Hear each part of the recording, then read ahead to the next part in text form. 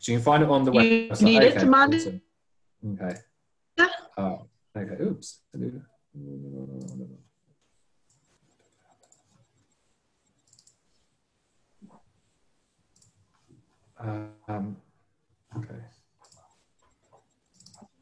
Okay. Okay, yeah, there are people coming in now, so yeah. Wow. Welcome everyone. We'll be starting in a few minutes. Amanda, is your mum coming? I've told her to watch on Facebook. Sorry, I'm going to stop your video. You don't have to embarrass yourself. Wow. Over 100 people in so far. Thank you for waiting patiently. There's a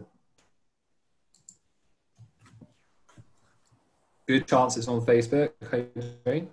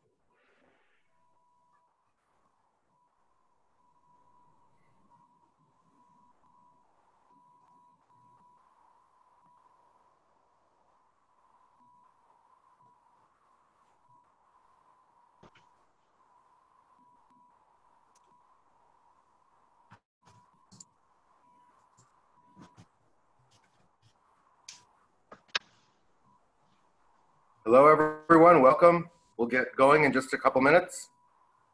Say it again.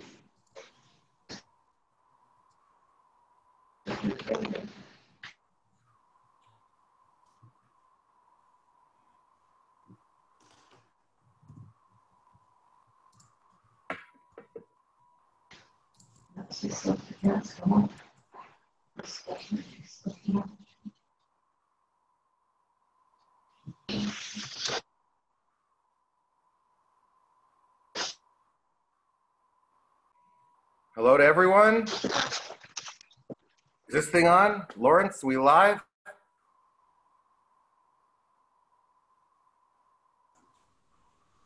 Hello, everyone. Gonna get going in just a minute. Welcome, everyone. 180 people so far.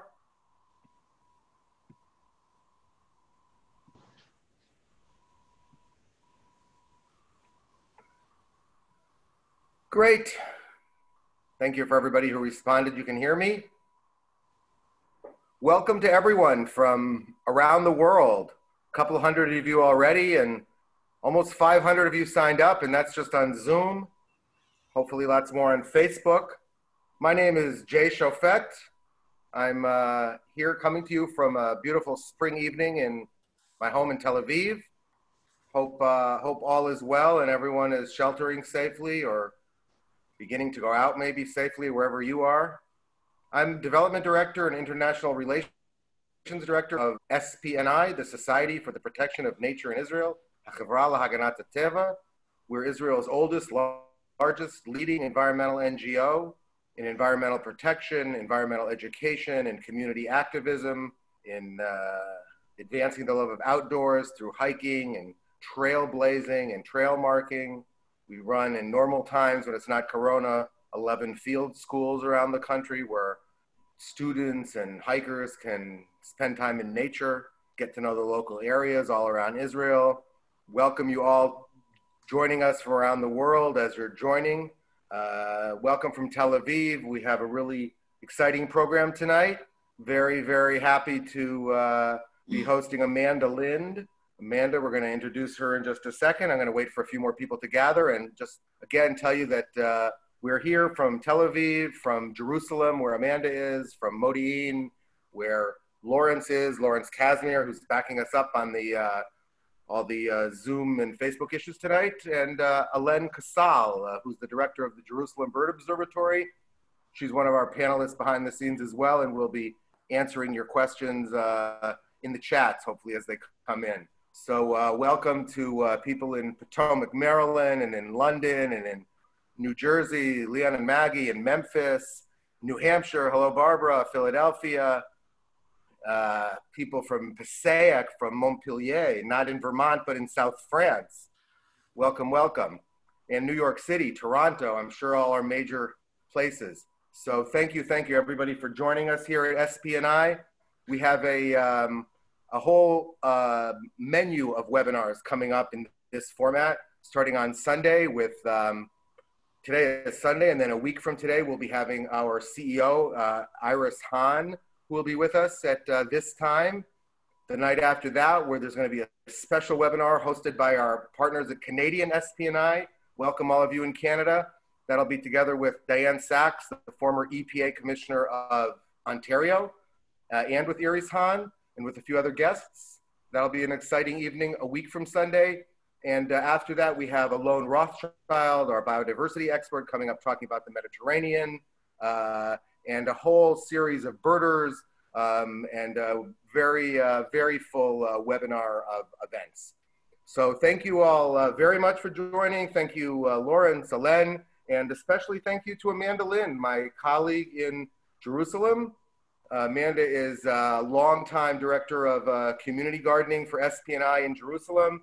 And she really has been, for this entire century, a pioneer in environmental community activism in Jerusalem and in Israel. Really an expert on those subjects, and a real expert on plants, gardening, and the wildflowers and wild flora of Israel, which she's going to talk about tonight. So thank you very much, Amanda. Thank you, Alen, and take it away from Jerusalem. Hi. Can you hear me? We hear you. Okay. Well, thank you for inviting me. It's a very special time. And we're right here in the middle of spring in Jerusalem. And so I want to share our spring with you. So I'm going to go straight in to my presentation.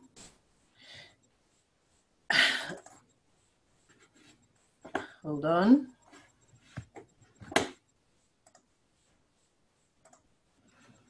And here we go. This is a poster. I'm going to just make it so I don't see myself. And then it'll be easier. Oh, that was a poster. Let's go back to it. That was a poster that was produced by the SPNI and the nature authorities in 1964. When a act was passed in the Knesset to stop people picking wildflowers. So why did they have to do this? Because people really didn't understand how precious a place they were living, how precious the wildflowers were. We see today fields and fields of wildflowers, and on this tour that I'm going to give you, I'm going to show you some of these fields of our wonderful gift of wildflowers.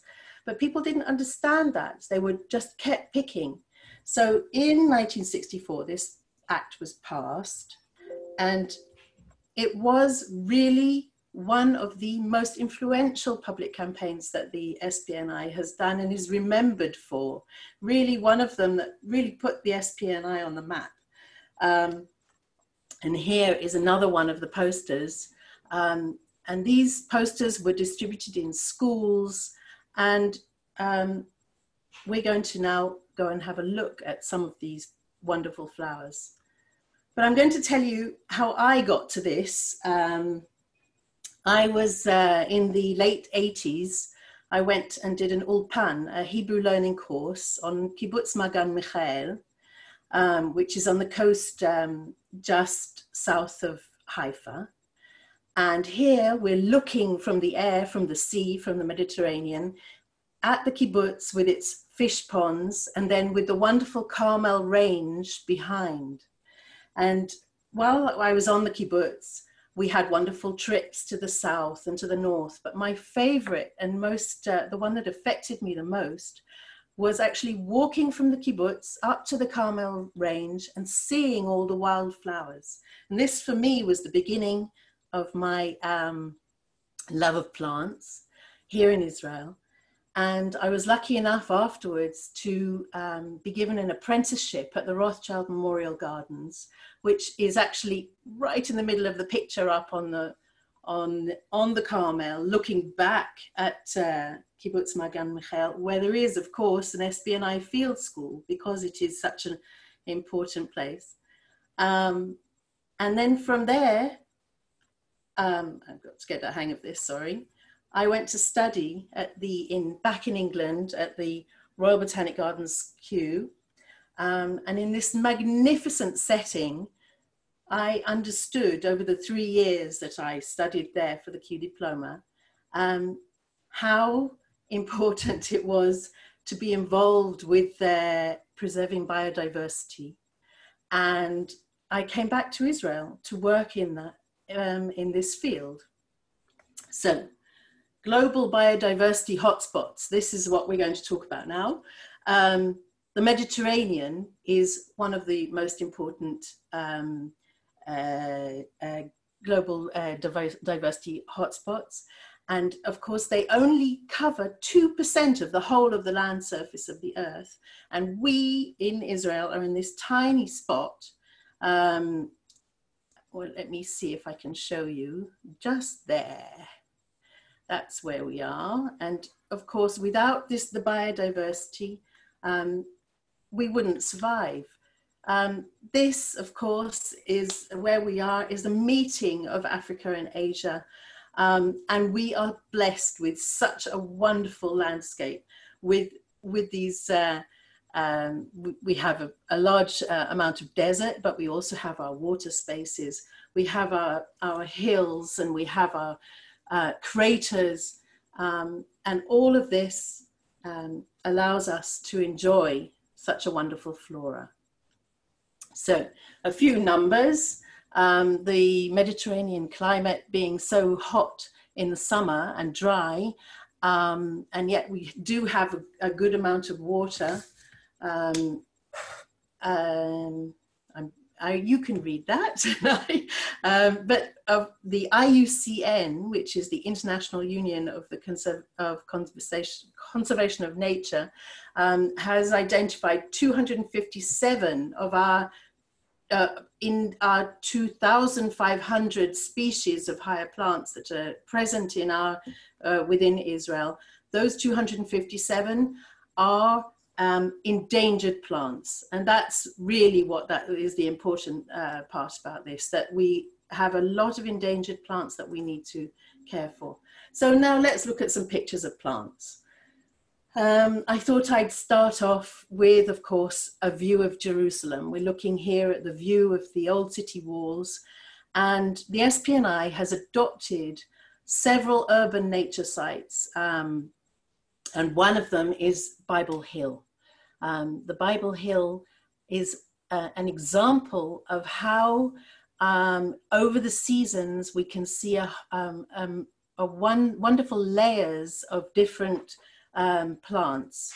And so here you've got the sea squill, Eugenia maritima, and now it comes up at the end of the summer. So it really, for us, is the announces the fall, the autumn, when the day length is getting shorter, and you get this sea of sea squill, and they you can see there that you can't see any leaves. Their leaves come out later in the season when the rains come. So you get this, they've been storing up all their energy over the summer months, and then they come into this flowering, and there's the flower itself. It flowers in stages, so you see different stages of the flower bloom on the stalk. And this is what it looks like afterwards. These are all the seed heads after the flowering, but it's still quite impressive. And then later on in the season, only if those sea squill had been flowering at the end of August, September. Here we're going into November, December. You can already see that the leaves of the sea squill on the left here, the big leaves, they're already starting to store energy. And here we've got the Jerusalem autumn crocus, which is in fields across the same site. And of course, it's waiting for these visitors to come and pollinate it. And every flower has its specific pollinator, so which is active at a certain time of year. Here we've got a winter crocus in the Jerusalem hills. You know, well, you can see who's coming to pollinate that. Here we've got the wonderful almonds in the Jerusalem hills. This is at Tu B'Shvat time. We're going through the year. This is in January, February, where you've got these marshmallow puffs of pink and white all over the Jerusalem hills. And also what you can see here are the wonderful terraces, ancient terraces all around the village of En Karem that would have been the vineyards for the temple originally. And here you can see the actual almond flowers, the bitter almonds, and old fruit from the last year, where the birds come and they take the fruit and they'll go and take and poop it somewhere else on an old wall, and it can push apart an old wall with a new tree. You very often get these stray trees coming in. So now we're going north a bit. This actually was a picture that was taken and used on one of the SPNI calendars about urban nature. This is a winter pool under the view of Haifa. You can see Haifa at the end of the Carmel range.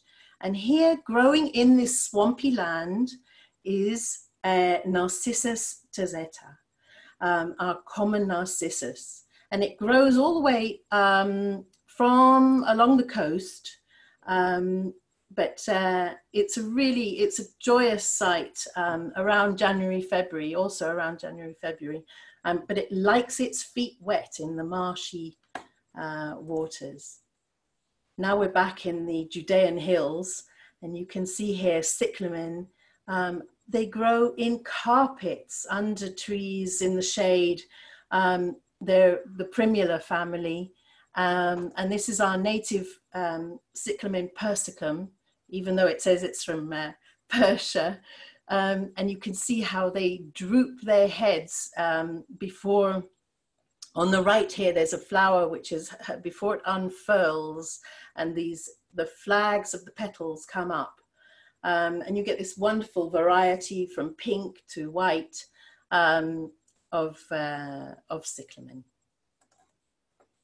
Now this is Mandragora. It's the mandrake, which is supposed to have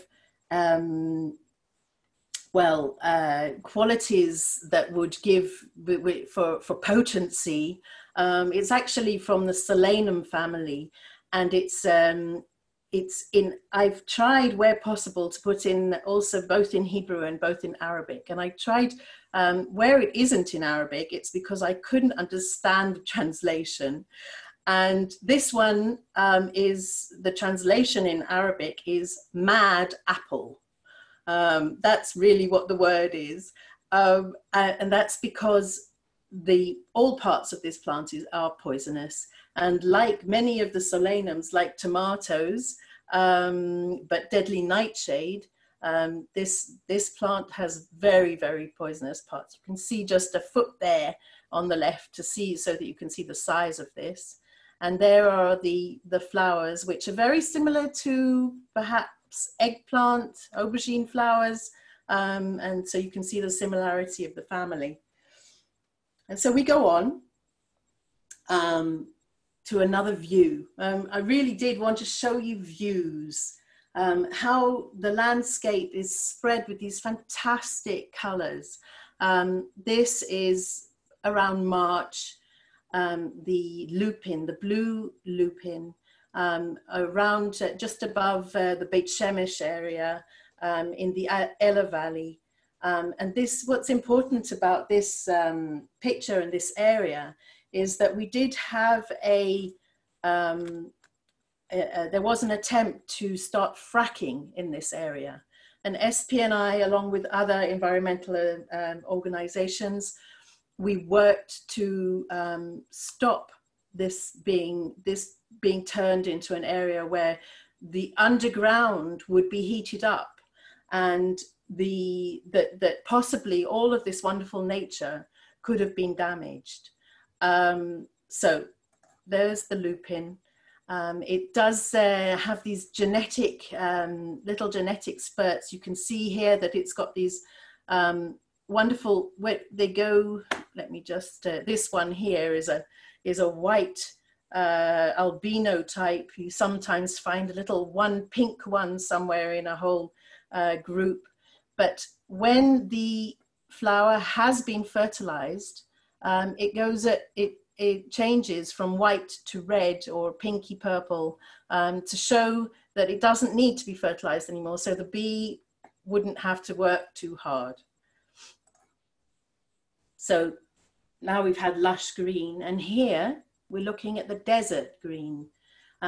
This is what happens where after the rains, when the desert, this area is above Wadi Kelt, between Jerusalem and Jericho.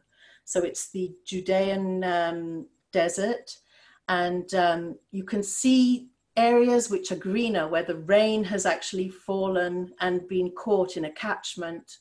And it takes, you know, we have maybe 2 months when the desert might look like this, perhaps even less, depending on the weather and the amount of rain. So it really is such a special time. But look at the flowers. And look at the flowers. You know, this is what you go down to. I have to say, you doing this lecture has given me a fantastic opportunity to go through my pictures that I've taken over the years. And before digital cameras, I used to take pictures with slides. So I'm very happy that I'm not having to go through a lot of slides. This is down in the desert, looking at what is called in Hebrew tzemer mefutzal, because it's like wool. The word in Hebrew means like tzemer is wool. These plants have a woolly feel to them. They're soft, these flower spikes. And of course, together with these echium, these Judean echium, it just gives these wonderful colors. And of course, what gardening is about is trying to echo nature, is, you know, trying to copy nature, where we take the colors that are present in nature and then recreate them. And but here, the painting is all done for us. So the symbol of the SPNI is, of course, the iris. These irises are very special. There's a special type which is only present 9 types of the Cyclamen iris, which is very hard to say. And this is the Gilboa Iris. And this is what is fantastic about these flowers, which are about the size of the palm of the hand, is the patterns on them. They almost look like they're painted. And the Gilboa is a mountain up in the middle of the country. There is also a whiter version, which is in the Hermon, and this one is also on the Gilboa.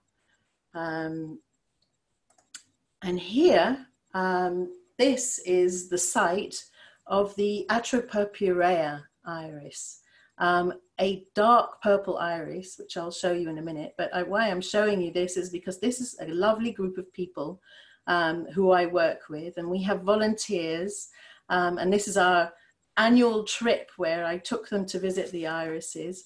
And this is, it's very exciting to be able to share all this wonderful nature with volunteers. But what's also important about this site is that you can see that there's this, this white broom along the whole area, which is, it's an area that's been protected. They wanted to build another lot of those towers on the site, of the sand dunes where the Iris atropa, the purple Argamon iris grows. And another one of the SPNI's successes is that they campaigned to stop this. And so the nearest they got to building anywhere near this site is that they've called that area where those towers are the Iris development. So here we go, irises. They're amazing. They're actually dormitory plants. What does that mean? They don't actually give any food to the bees. They're actually solitary bees that come. They don't. The bees pollinate them, but they're not taking any food. They come and they sleep inside the little chamber inside the flower, because during the day the flowers heat up in the sun and become warm, and so the solitary bee, it's very nice for them. You know, they go and they sleep in the flower overnight to keep warm. See, people are putting up their hands. Is that something? Are there questions, or shall I go on? You can answer. We have a few questions. So just going back a slide to the towers, where were they? They're in Netanya at Poleg. Okay. They're right. Those towers they have a beautiful view of the sea, and you can get the sea air from that wonderful sanctuary for the irises. Okay, and we got asked a question from Shelley. What do the flowers smell like?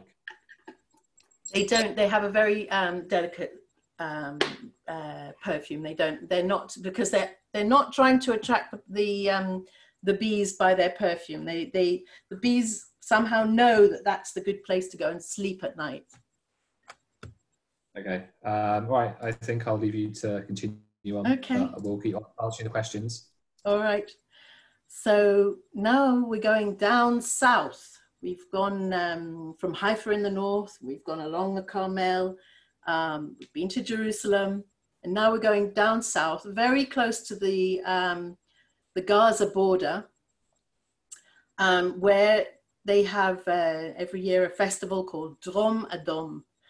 The red in the south. And what does it mean? It means come and see the wonderful flowers in the south.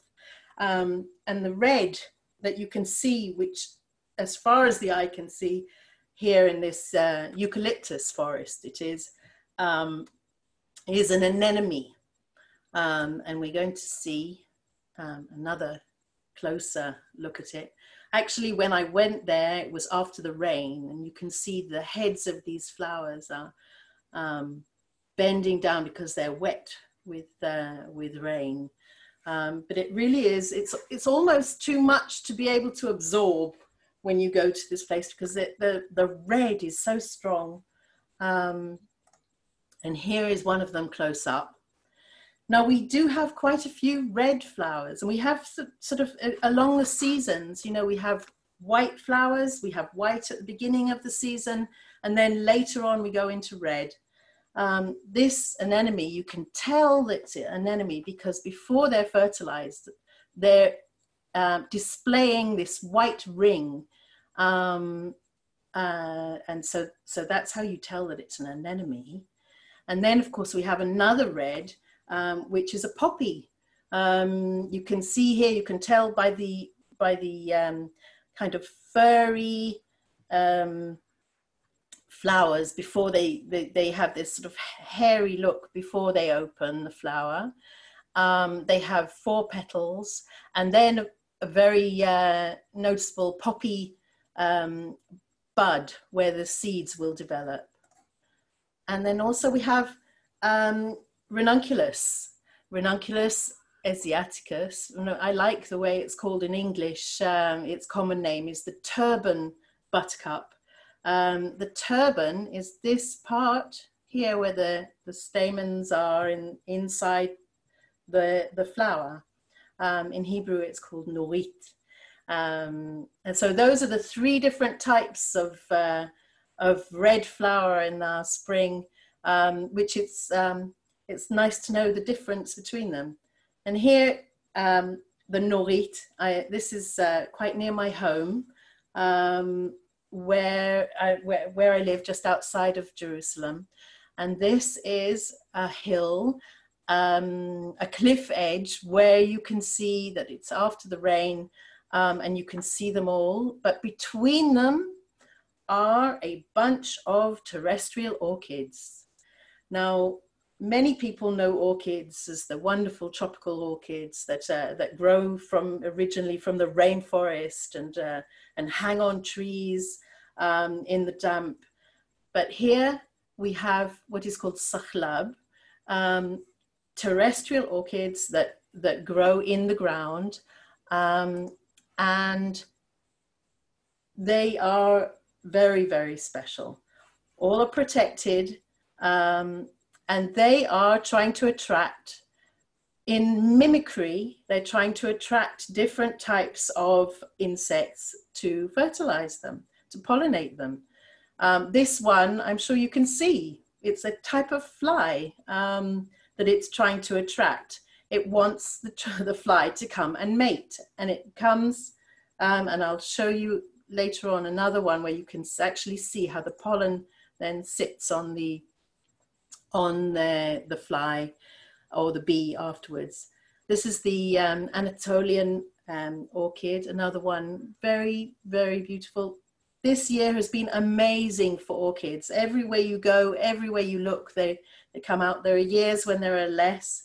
Really depends on the amount of rainfall we have. This one is the Carmel B Orchid. They just are so sweet. Some of them are the size of a finger, and you have to spot them in amongst the lush growth. And I'll show you. You see, this is our Mediterranean climate, our Mediterranean terrain, the habitat. It's growing up through a plant which is protecting it. And this is the Drone Bee Orchid. And here we go. This is what I wanted to show you.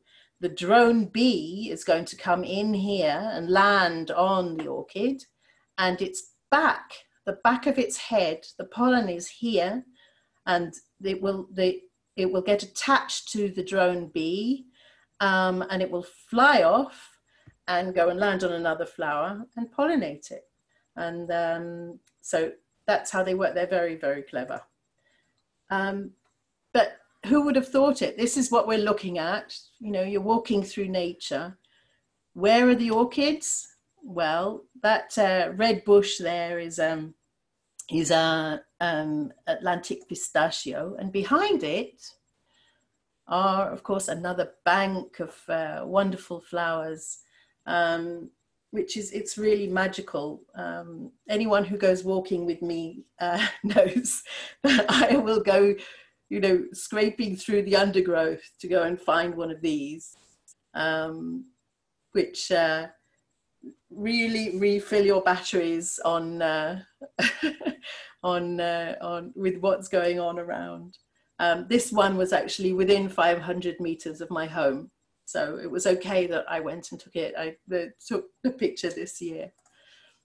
And this is another one very close by to my home. You can see the Jerusalem hills stretching out. These hills are threatened by what was called the Safdie Plan, and is still threatened by many, many building plans, including a ring road that we're trying to stop being built to go through around Jerusalem. Each one of these areas is threatened in a way that public space is at a premium. Here you can see that this orchid, this is a Galilee orchid. Somebody else also likes it, not just people. There's obviously been here a wild gazelle who had lunch. It's been eating part of them, but I'd like to show you just quickly the variety of colors that you can find in this particular type of orchid. Just a rainbow of colors.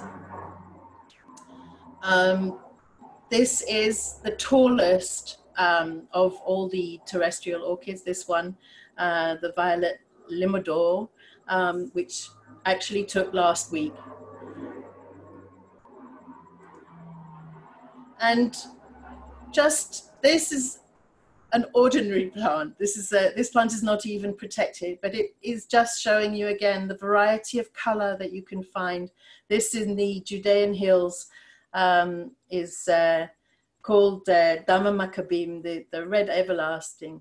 But in Arabic, when I translated it to check that, that it was actually a plant name, it says the gazelle, the blood of the gazelle, they call it, which is, of course, this whole area is does have wild Israeli gazelles. And also another very beautiful and delicate flower, Adonis, which I love the name of because it's just so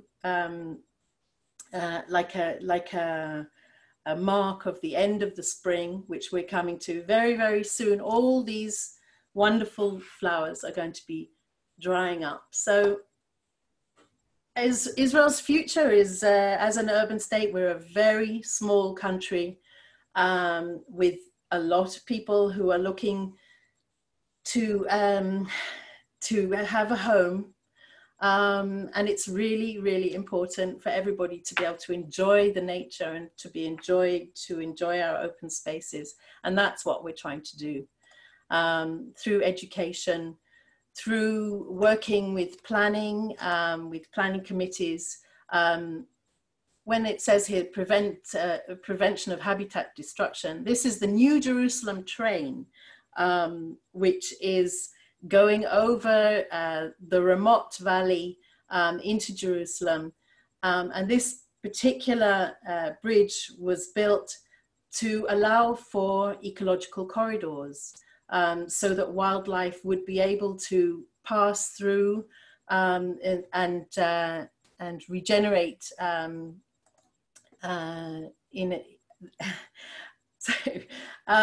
this is what we do. We go out there and we stand and shout before we go into planning committees.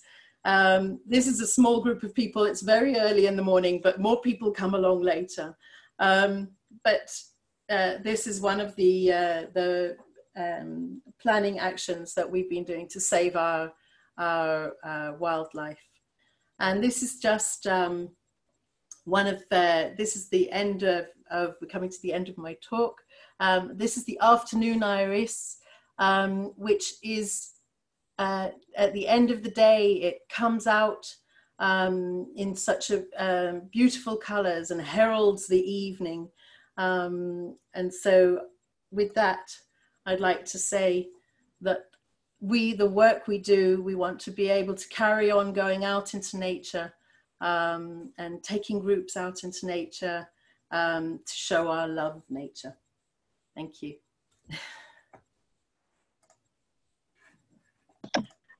Amanda, there were a few questions. Yes. It's in the big Q&A thing. One was about the irises. When do they bloom?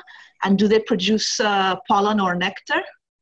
So they don't, because that's the, yes, they produce pollen so that they can be regenerated, yes.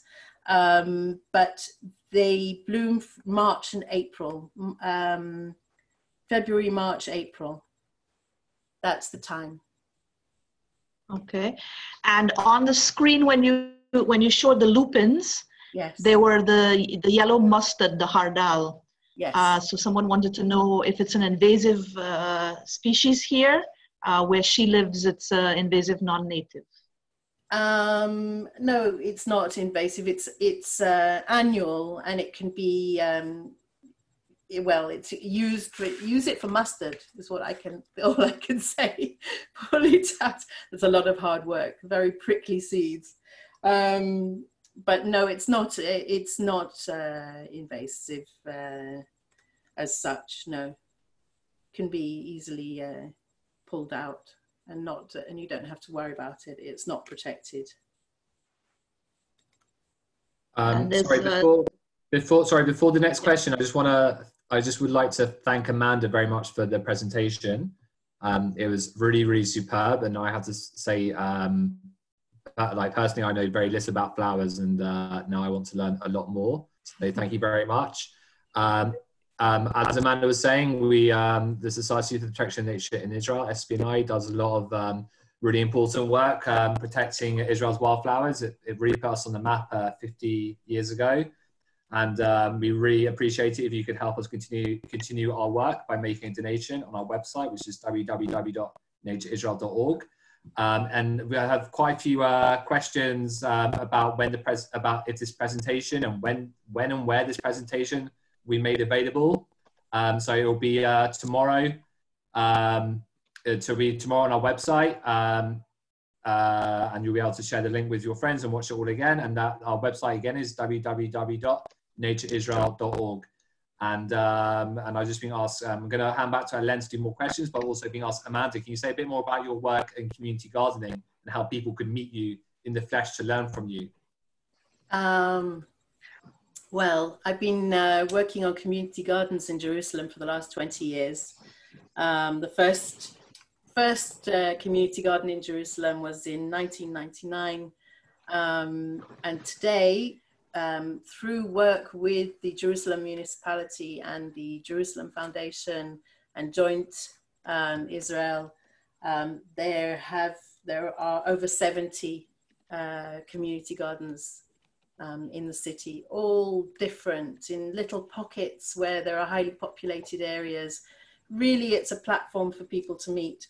Over the years, we had volunteers doing a year or 2 years of service, young people who would come and be our coordinators in the gardens, and they've supported the gardens over the years and done urban nature activities. Today we're working mostly in lower income neighborhoods and still trying to use the gardens to get people to appreciate nature. Does that answer the question?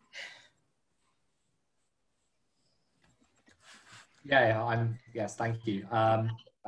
Just, Ellen, I'm going to give you back the questions, but there's a really great question from Carol who says, what is a biodiversity hotspot?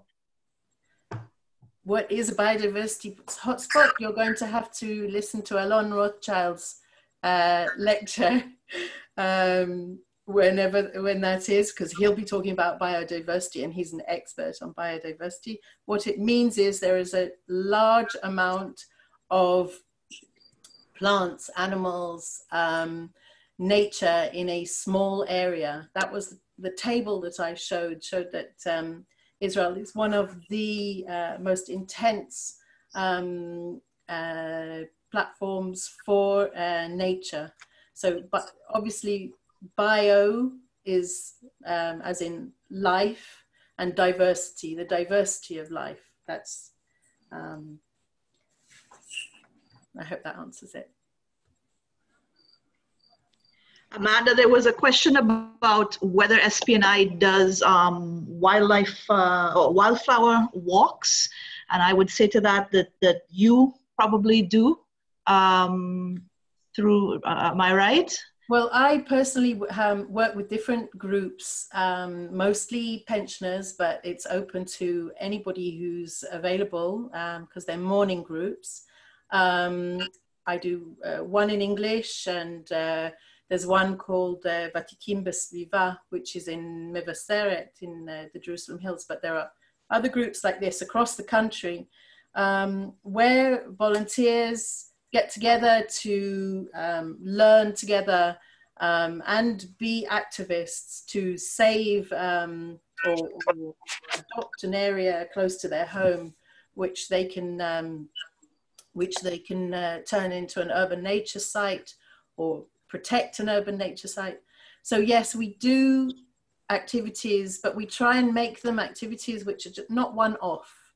We make it into like a club where people support each other and always are happy to meet and share a common interest.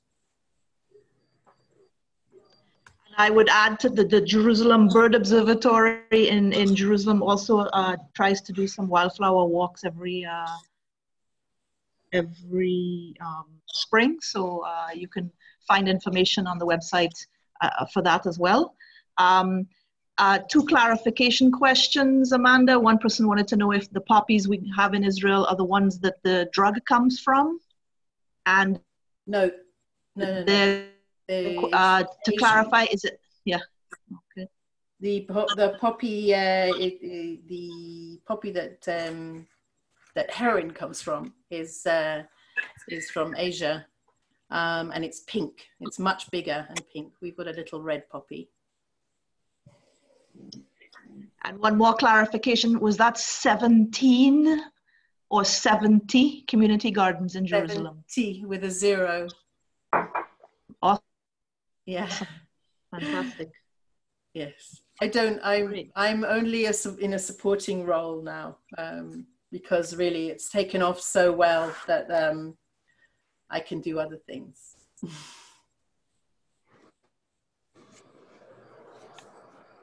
Great. I think that's most of the easy to answer questions.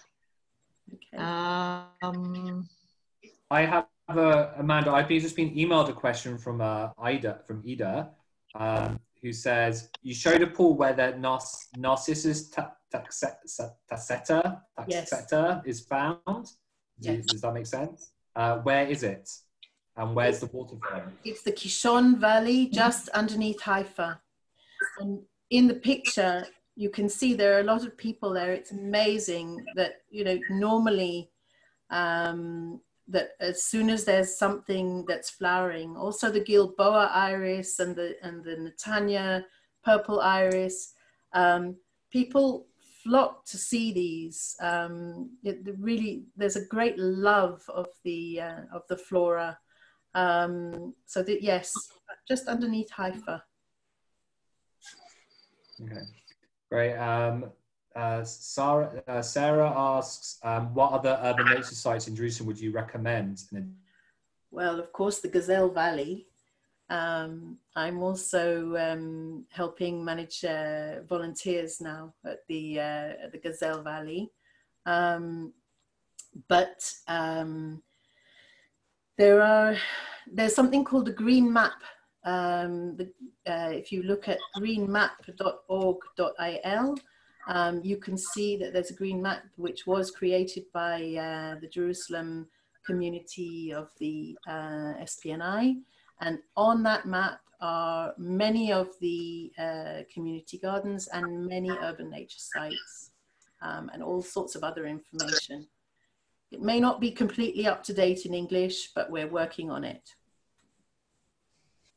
There's also a green map for Tel Aviv as well for people who want to see biodiversity sites. Marcia asks, do we ever do walks with school children or older high school students? Well, there's the environmental education programs, which there are many schools which take on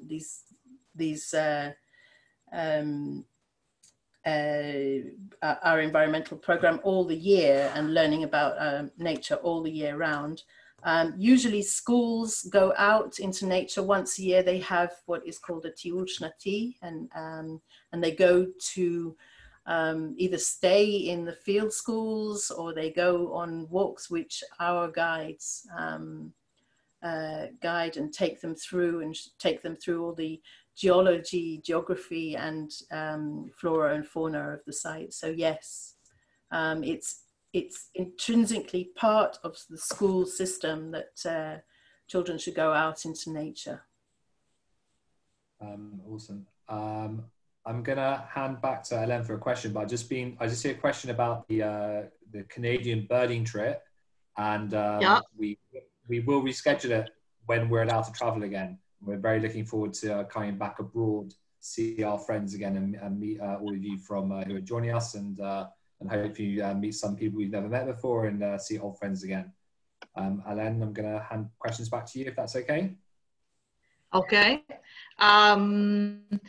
Let me see. Questions keeps coming fast here. I want to go back to Masha. Masha, you're welcome to contact us at the Jerusalem Bird Observatory, and we can hook you up with organizations or guides, or provide one for specific wildflower tours. So feel free to contact us there.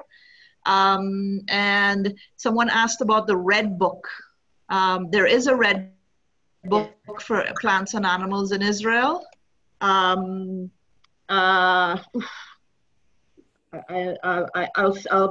looking up the link for you now, and I'll post it. It's one of those things you have to Google. It's available on. It's on the SPNI, the website of SPNI. Okay. There we go. Does the Israel Trail pass by any of these special spots, Amanda? Yes, it does. Yes, it does, definitely.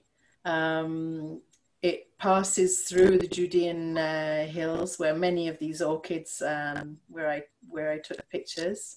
It passes along the coast, past Magan Michael, and it really, you can go to Google, if you go to Google Maps, the Israel Trail is available on Google Maps, and you can go through from your armchair. You can do the Israel Trail and see exactly where it goes.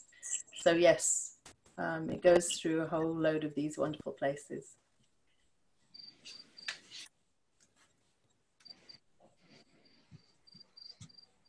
What a view. So Amanda, do you hear me? Barbara from New York wants to know how you managed to stop developers from. Hello, Amanda, did you hear? Yes. Yeah, I can hear. Okay, so Barbara from New York City wants to know how we managed to stop the developers from building in that urban area to serve wildflowers. We're still fighting it. Small question. Yeah, it's we're still fighting it. We have the SPNI has a whole planning department where lawyers and urban planners work together to present the case for nature. And we're still fighting it. It's very difficult. I live in an area just outside Jerusalem, which has an incredible amount of biodiversity. And they want to build it's called Emek Lavan, the White Valley. And there's a spring there. And there's a plan to build over 5,000 units on this site. And we're still fighting it. So it's a never-ending battle. As long as there's an increase in population, and planning needs to be done in a very thoughtful way, and to take into account that we don't have urban sprawl and that we have urban renewal.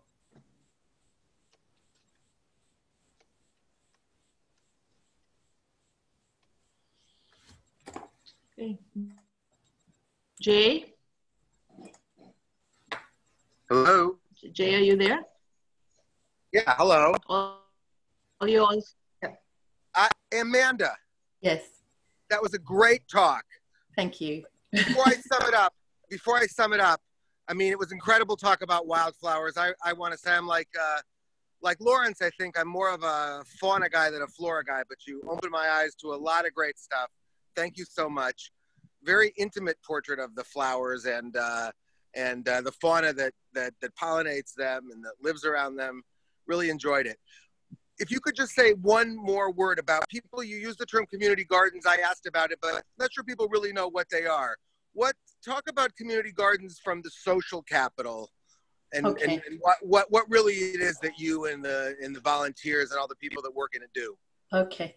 Well, thinking about what's going on with this COVID-19 and how everybody's in their homes, I really think about the people who live in low-income neighborhoods with apartments where they're in very close proximity, state housing that hasn't been renewed, where people can hear everything from apartment to apartment, and their whole families living in these places. Community gardens give these people, not now, but have been doing, give these people a place to meet, which is pluralistic, where somebody can go and work the ground and grow vegetables or grow wildflowers and enjoy getting their hands dirty just underneath their house or nearby, and build a community which is around growing together. So our community gardens are not allotments. They're usually places where people can just come and make something beautiful together and share the experience. If that answers the question, Jay. Yes, it does. Thank you very much. Thank you very, very much, Amanda Lind from the hills of Jerusalem. Thought you lived in Jerusalem, but outside. Just outside. Outside. I don't pay my rates to Jerusalem. No. No, you don't pay. No. Well, I'm a proud citizen of Tel Aviv, and coming to you here from previously my living room kitchen, but now just showing you the other side of things here. This is a southern area of Rothschild in Tel Aviv, from our home near the Carmel market. I don't know if you can see out there the skyline of Jaffa, and way in the distance there the Catholic Church of Jaffa. But this is what this is where most of Israel lives. You know, we're the most densely populated country in the OECD, or the second most densely, I think, at the moment. But since most of us live in a very small area, Since most of us live in a very small area, it's a densely populated coastal plain. And we build these dense, sustainable cities like Tel Aviv in order to save the wild spaces, the open spaces, the wildflowers, the flora and the fauna that we've been speaking to you about once a week here from our jobs, either at home or out in the field at the Jerusalem Bird Observatory, or coming to you in the upcoming weeks from Eilat and from the Gazelle Valley the other day. So we appreciate you guys from around the world tuning in. We appreciate your interest. Many, many of you write and engage. Please continue to do that. To me, to Lawrence, thank you so much for all the back office. For Alan in Jerusalem at the JBO, who's been writing. Amanda now, you all know her. Please feel free to write us. Shmulik, Yonatan, and Birding. We're all answering and can't wait to see you here in Israel. And just want to remind you that we're here doing the work because somebody has to. Nature can't wait. It knows no boundaries and it has no limits. It's not waiting for us, but the work, the monitoring, the research, things that we need to do so that when we're all back from Corona, hopefully very soon in Israel, we'll be in a spot as SPNI to continue the work exactly where we left off. We won't have to cut back our research, because right now, usually as SPNI Development Director, I'm very proud that we raise 2/3 of our funds here in Israel and from Israelis, from our own earned income from our field schools. But right now we're shut down largely. Half our workforce is on furlough, and we're losing a lot of income on a regular basis, and across all our activities, educational, community-based, and all of the hiking and guiding that we do, of course, has been shut down. So please support it if you can. Please make a point to come and visit Israel. Let us know you're coming. We'd love to show you around in Jerusalem, at all our sites, out there in nature, in urban nature, and everywhere. So please, thanks very much. Come to our website, contact our offices in New York, in Toronto, in London, and here all over Israel. So please, thanks very much. Everybody keep safe, keep safely sheltering, slowly leave safely. And Amanda, again, mwah, thanks so much for a beautiful talk on flowers. Love the orchids, I loved them all, and the sea squills. So really, thanks so much. Thanks to everybody. Goodbye from Tel Aviv.